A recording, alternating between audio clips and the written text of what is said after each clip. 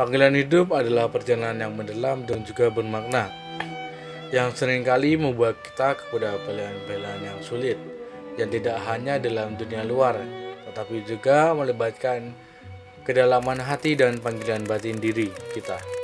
Setiap individu pastinya akan mengalami perjalanan hidup yang unik, dan ada saatnya mereka akan sulit dalam memilih perjalanan hidup sesuai dengan panggilan jiwa mereka. Salah satu contohnya yaitu seorang biarawati yang memilih hidup selibat untuk memenuhi panggilan spiritualnya.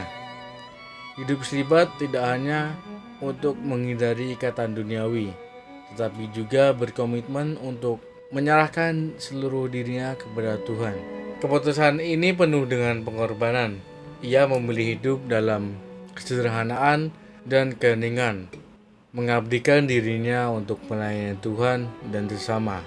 Di setiap tindakan, ia menemukan kedalaman makna dan tujuan hidup yang sejati.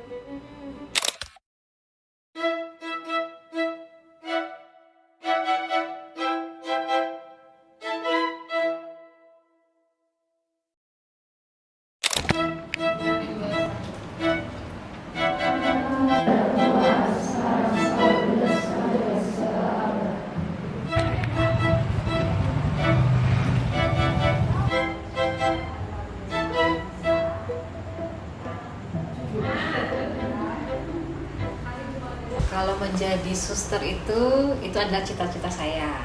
Ya, cita-cita saya sejak saya kecil, ya kira-kira ya umur 5 tahun ketika saya bertemu dengan seorang suster ya di paroki saya di Lubuk Linggau, Sumatera Selatan itu. Baik, tentunya dengan hal ini saya ingin merangkum lebih tentang apa yang sudah kita wawancarai terhadap Suster Fransil sebagai seorang yang menjaga lebih dari 120 anak di Asrama Samirono. Asrama Samirono terlebih dilengkapi dan dikhususkan untuk para siswi-siswi Stella Duce 1 SMA. Dan Suster Fransil ini tidak sendiri, dia bersama 30 rekan kesusterannya. Tapi Suster Fransil ini lebih berfokus kepada kesiswaan dan bagaimana parenting ataupun kontrol terhadap siswi-siswi di Asrama Samirono. Cita-cita itu apa ya? Semakin ya saya pegang begitu. Ketika sudah SMP, SMA itu masih saya merasa mau jadi suster. Kemudian saya sampai di titik saya bingung mau kemana untuk ngomong ini. Saya itu mau jadi suster. Memang agak berat waktu itu ya.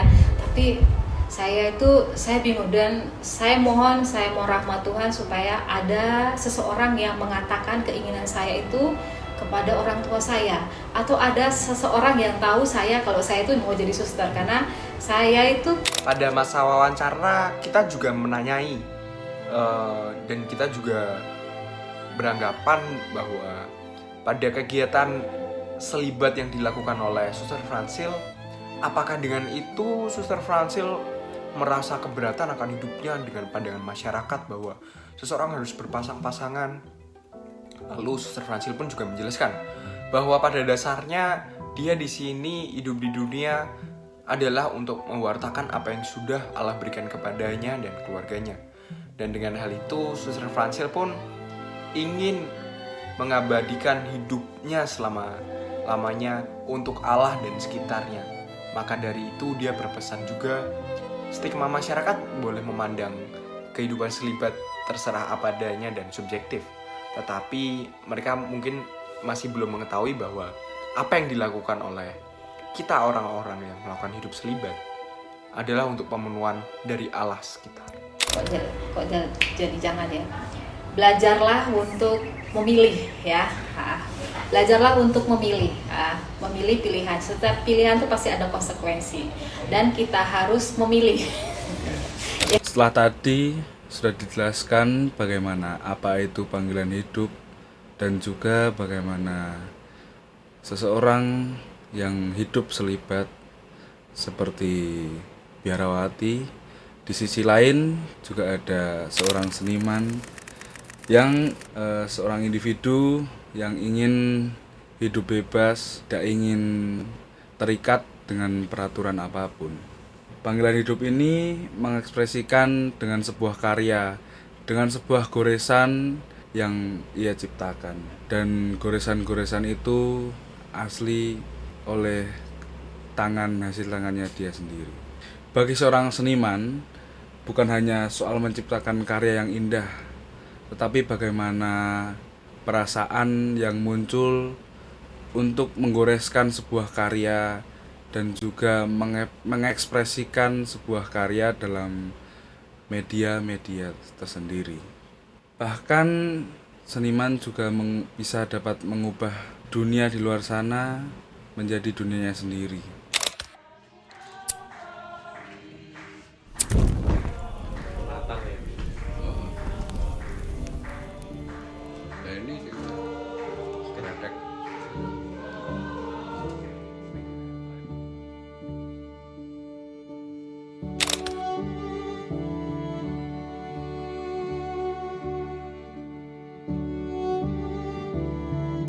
Ya, jadi Bapak Bambang Sakuntala sendiri menghidupi profesinya sebagai ilustrator, lalu membuat karikatur itu ya sebagai panggilan hidup dirinya yang telah diberikan Tuhan pada dirinya. Jadi Bapak Sakuntala ini memanfaatkan betul apa yang telah diberikan Tuhan kepada dirinya.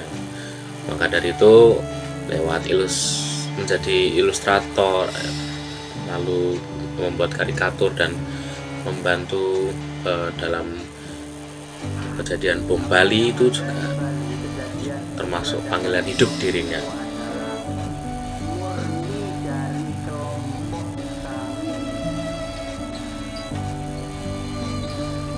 Tentang panggilan hidup yang dia alami itu saat-saat sesudah kejadian bom Bali. Jadi Bapak Sakuntala ini seperti merefleksikan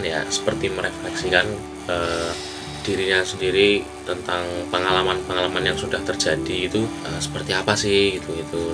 Lalu Bapak Sakuntala menyimpulkan kalau ya pengalaman yang sudah dilewati itu sebagai panggilan hidup dirinya, pengalaman membantu untuk menemukan teroris di bom Bali itu juga panggilan hidupnya, lalu menggambar, membuat karikatur itu juga panggilan hidupnya beliau begitu. Bapak Bambang Sakuntala sendiri dalam membuat karya-karyanya itu dimulai sudah sangat lama ya, jadi sudah ya kalau dari Bapak Sakuntala sendiri sudah anggapnya sudah dari di rahimnya, jadi ya sudah mempunyai bakat menggambar dan karikatur ini.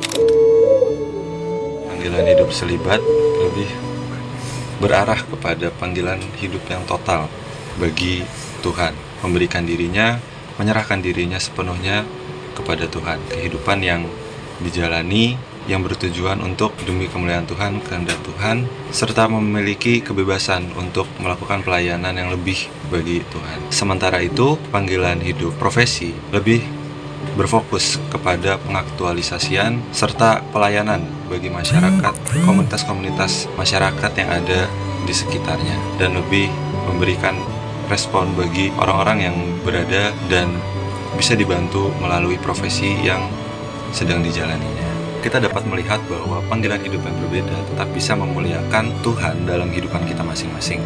Meskipun panggilan hidup yang kita jalani itu berbeda, namun kehendak Tuhan tetap ingin kita untuk memuliakan Tuhan jauh lebih besar, dan melalui panggilan hidup tersebut kita sendiri dapat lebih memahami apa itu arti dari kehidupan kita selama kita di dunia ini untuk selalu memuliakan Tuhan.